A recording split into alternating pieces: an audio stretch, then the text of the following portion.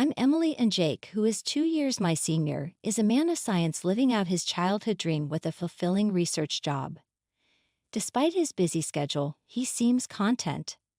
Our 3-year-old son, Mike, shares Jake's love for observation and experimentation, currently fixated on the goldfish he snagged at the fall festival. Meanwhile, our 1-year-old daughter, Sarah, is a delightful eater, with her adorable chubby white cheeks bringing comfort and joy to our household. Life is generally good for our ordinary family, except for one recurring concern: dinner. Just as I was trying to soothe my crying daughter and finish preparing dinner, the doorbell rang. Without hesitation, my mother-in-law walked in, a frequent visitor around this time, enough for Mike to hardly glance away from the TV. "My goodness, fried food again," she exclaimed, expressing concern about its impact on Jake's stomach and the grandkids. Mike, however, loves it. My mother-in-law swiftly took charge, offering a creamy vegetable stew and mine enough to last for at least 3 days. As she set the table, my spirit sank at the sight of the mostly carrot and cabbage-filled stew. Interrupting my thoughts, she insisted I pack up the food she brought despite its lack of appeal. Wasting food was not an option. This routine, familiar since her last unexpected visit where she swapped my clam chowder for her fried chicken, concluded with her leaving without acknowledging her grandchildren.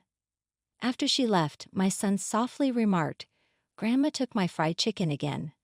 My heart ached at his sad face, but I assured him there was a little meat left. As I heated up the oil, I felt relieved seeing my son's joyful reaction to the promise of more food. Yet beneath the surface, my dissatisfaction lingered. My mother-in-law's intrusion had escalated since my marriage, peaking over the last year. Each week, unannounced during dinner prep, she would criticize my cooking and parenting, leaving her cream stew behind. In the past 6 months, she started taking our food home, undermining our meals. As I juggled baby food and distracted the kids, the tough task of cooking continued. My family's happiness kept me going, but my fried chicken, braised pork, mapo tofu, and hamburgers, all of it ended up in her hands. I inherited a love for cooking from my restaurant-running family, particularly my dad, who taught me the art. Confident in my culinary skills, I firmly believe that my cooking surpasses my mother-in-law's overly sweet cream stew. However, since Mike, our son, entered the picture, I found it challenging to assert myself against his grandmother. When Jake, my husband, returns home after the kids have gone to sleep, he grimaces at dinner with only Mike's share of fried chicken remaining. I served Jake a generous portion of the cream stew, resigned to the fact that it's what my mother-in-law brings over. Frustrated by having my skills undermined, I expressed my discontent to Jake, urging him to tell his mother if he didn't like it. Jake, as non-committal as ever, pokes at the stew, avoiding confrontation with his mother, despite her intrusion during Sarah's nap time and taking away Mike's favorite foods. Jake rationalizes it by mentioning her loneliness since his father's passing 2 years ago. I sighed deeply, realizing Jake tends to avoid confrontation when his mother is involved. The only relief is that she hasn't suggested moving in yet. Tired of the routine, my mother-in-law surprises me with a different proposition during one of her dinner visits. She announces that everyone will gather at our place for Christmas this year, a departure from the usual family reunions at her brother-in-law's or her childhood home. Responding with little enthusiasm, I wonder how she plans to host the gathering. She frowns at my apparent lack of understanding and declares that I'll be helping too, assigning me tasks for the 24th. Despite my quick objections, she dismisses my concerns, suggesting I use a baby carrier for Sarah. Not only am I expected to clean up, but I'm also entrusted with preparing the full-course Christmas meal, with a strict warning against repackaging store-bought food or serving anything that tastes bad. Stunned by the audacity of her decision, I try to object, but my mother-in-law, satisfied with her directives, leaves abruptly. When I share the news with Jake that night, he is as bewildered as I am. We contemplate her plans to host a Christmas party, inviting relatives from both his dad's and her sister's families. Frustrated, I finally lose my temper, expressing my feelings of always being pushed around. Jake, realizing the severity of the situation, goes silent and with a resigned sigh, agrees to handle the cleaning and entertaining of relatives. I'm relieved to hear Jake's proposal. It provides some direction. However, he adds a request. Can you still cook the full-course Christmas meal? Jake gazes at the meatloaf his mother-in-law left for us, making it hard to refuse. After some hesitation, I reluctantly agree, just for this year. Let's keep Mom's reputation intact, plus everyone in the family loves your cooking, he pleads. Fine, just for this year. Thanks, man. I can't wait for Emily's Christmas feast, he says cheerfully.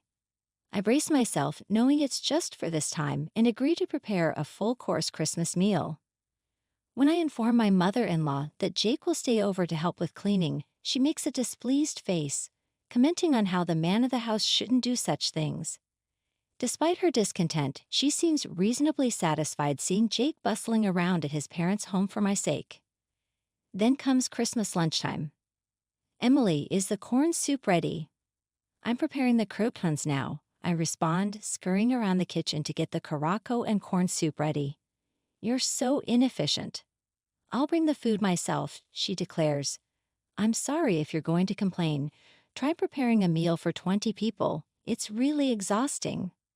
Finally, the serving is done, and I sit down at the party. Jake, having put our daughter down for a nap in another room, has been supportive. Preparing a full-course Christmas meal for 20 people was challenging, but it feels good to see everyone enjoying my cooking. However, that good feeling lasts only a moment. This quid looks so beautiful, it's like something you buy. Thank you, cheese, you're good at flattery. This carrot slot is perfectly balanced with the vinegar. The orange scent really freshens up your mouth. That's because Christmas meals tend to be rich, so I made it a bit more acidic. Something's off every time someone tries to compliment my Christmas cooking. Mother-in-law interrupts. Something is not right, she declares, revealing the source of the awkwardness. Sophia, father-in-law's sister, comments, Emily, mother-in-law is such a great cook, isn't she? Confused, I let out a dumbfounded sound. Unperturbed, Sophia continues her story. Did Olivia make this entire Christmas feast? That's amazing. Huh? I haven't cooked a full-course Christmas meal in ages. I was going to leave it to my daughter-in-law, but she's absolutely terrible in the kitchen and never comes by even when I offer to teach her. Mother-in-law talks about struggles she never even faced, leaving me puzzled. Oh, Emily, you should really take after Olivia while she's still well. Jake might miss the taste of home sometimes, you know. The way to a man's heart is through his stomach, Daniel, a relative hanging around, laughs as if mocking me. You know, Olivia, that pork belly stew you made last time was delicious. It's amazing you can cook both Western and Japanese dishes. It's not that big of a deal, but I'm glad you enjoyed it.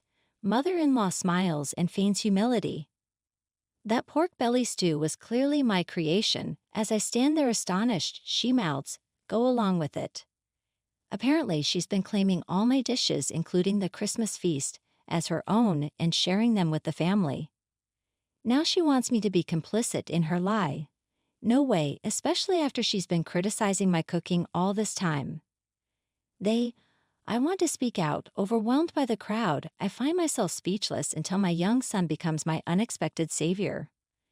Mom, this omelette is really tasty. It looks different than usual, but your omelettes are always good, echoes his high-pitched voice, silencing the noisy adults. Sophia, perhaps out of kindness, attempts to cover for my son, saying, Oh, Mike, this is actually what your grandmother made.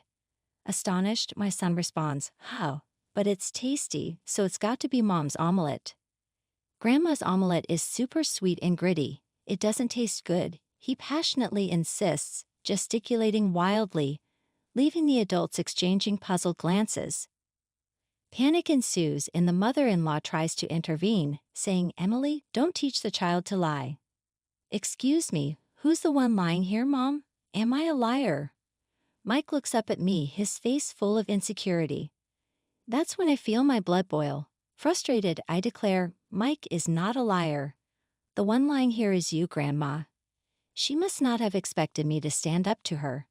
My mother-in-law looks shocked as I stand up, pointing dramatically at the table. I made this entire Christmas feast, including the corn soup, everything from start to finish. Naturally, the room erupts in response. My flustered mother-in-law begins to panic and yells, "Wait, wait, wait, Emily, you've been lying this whole time. Have you lost your mind?" "I'm not lying," I assert. Safia pulled into this, looked up at me surprised. "Yes, it was delicious." "I made that too. You're terrible, stealing credit for Jake's mom's cooking and trying to set her up. You're the worst daughter-in-law." I accuse, attempting to defend herself. My mother-in-law hesitates, then shouts, "It's a secret family recipe. I can't tell you in public." The relatives, initially disgusted by our petty fight, started to see who was in the right. But my husband, Jake, appears near the door, restraining me with a stern voice and face. "Emily, that's enough," he says. My mother-in-law clings to Jake, looking like a tragic heroine. Jake, addressing his mother, says, "Mom, you're the awful one here." This entire Christmas feast Emily made all day while taking care of the kids. Trying to take credit for it is pretty low. Caught in the middle again, Sophie looks at the creamy stew, recalling how sweet it was. "Yeah, it was insanely sweet, wasn't it, Mom?" Seizing the opportunity, Jake reveals, "If it's sweet, it's tasty." She's always been cautious about salt and oil, but uses sugar with no limits. So all her dishes taste like a block of sugar. The truth unfolds, exposing mother-in-law's lies. Disillusioned, the family realizes that all the recent dishes were likely made by me, not her. Mother-in-law, exposed for all her lies, panics and tries to appeal to Jake's emotions. "Why are you siding with your daughter-in-law? I'm your mom," she pleads. The revelation leaves everyone in the family disillusioned with the mother-in-law. "I never wanted to say this, Mom. I thought your actions were driven by loneliness since Dad isn't here, so I've been having Emily put up with you. But what you're doing is nothing short of harassment towards her. There's no reason to protect you anymore. Don't see Emily or the kids ever again," Jake says firmly. In dismissing his begging mother, Jake starts to clean up the Christmas feast. Then he apologizes to the relatives, saying, "I'm sorry for the disturbance this Christmas. Emily, Mike, let's go," as Jake takes Mike's hand and stands up. Mike glances at his grandmother and asks, "Grandma, where's your 'I'm sorry'?" When you lie, you say, "I'm sorry," and you get forgiven, right? Isn't that right, Mom? I get it, you have to be forgiving when it comes to raising kids. But a simple sorry isn't going to cut it. Luckily, I didn't have to worry for even a second. Mother-in-law clenched her lips so tightly they looked like they bleed, clearly having no intention of apologizing. Seeing her, Jake sighed as if he had enough. Grandma can't even say, "I'm sorry," and she's supposed to be an adult. How sad. "Let's go home and have Mom's delicious Christmas feast, okay?" We left behind a growling mother-in-law and confused relatives, carrying our sleeping daughter in the Christmas feast. As we left Mike's house, we went straight to my parents' place and served the Christmas feast. Everyone was delighted and ate with joy. This is what I had been striving for, so my heart was full. Jake, of course, apologized profusely and promised never to let us meet his mother-in-law again. Apparently, the atmosphere at my house remained awkward. His relatives dispersed, leaving only a soulless mother-in-law and some bland food. The next day, the mother-in-law's sister and her husband, as well as Jake's sister, visited as promised. Seeing the bland food, they chuckled and said, "Figures." Apparently, mother-in-law's lack of cooking skills was a well-known fact among her relatives. "So you brag about hosting a Christmas feast. I wondered what magic trick you pull." Probably just jealous of Emily, who's good at cooking and praised by Jake and Mike. "Sorry for the inconvenience," they said. After hearing the details from Jake, my sister-in-law thanked me for my efforts, and Safia called to apologize. "I'm sorry for jumping to conclusions. It turns out Safia also enjoys cooking, and we bonded over a recipe for braised pork belly." The misunderstanding with Jake was cleared up, and I found new friends who shared my cooking hobby. I felt refreshed, enjoying a carefree Christmas. My mother-in-law wouldn't give up that easily, but I was ready for this. I was cooking cornbread on the skillet when I received a phone call. It was her. "And you, where have you been?" "Have a meal, fulfill your wife's duty," she ordered.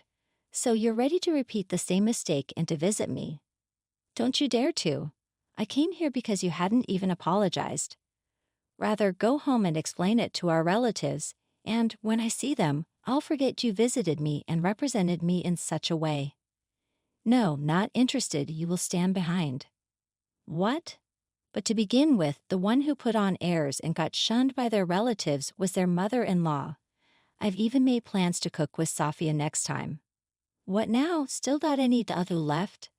I add another blow to the stunned mother-in-law. Also, I'm not returning to that house. What? Yes, the kids and I have been staying at my parents' house since Christmas. We're planning to find a new place to live now that the holidays are over. Initially, living near Mike's family was my mother-in-law's strong insistence, but Jake's workplace is closer to my parents' house. Didn't Jake tell you to stay away from your daughter-in-law? But since mother-in-law can't listen better than a child, we decided to physically distance ourselves. Right now, Jake is the only one living there, and he'll leave once he's ready. Why? What?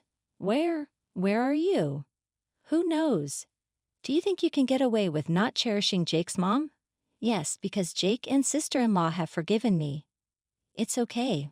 Well, wait. What? Thank you for everything so far, mother-in-law. I'm so happy I'll never have to see you again. Goodbye. Wait a minute. With a bit of a laugh, I hang up on my mother-in-law, who's screaming like a villain in a superhero show. Then I block her number to make sure I never have to hear her voice again. 2 years later. Mom, what's for dinner today? Hamburgers. Yay, I love Mom's burgers the most in the world. Sarah loves them too. Dad loves them the most in the universe. Dad, that's not fair. My family happily waits for my cooking in the living room, playing around as I fry the burgers in the kitchen. My heart warms up again today, watching them eagerly await my cooking,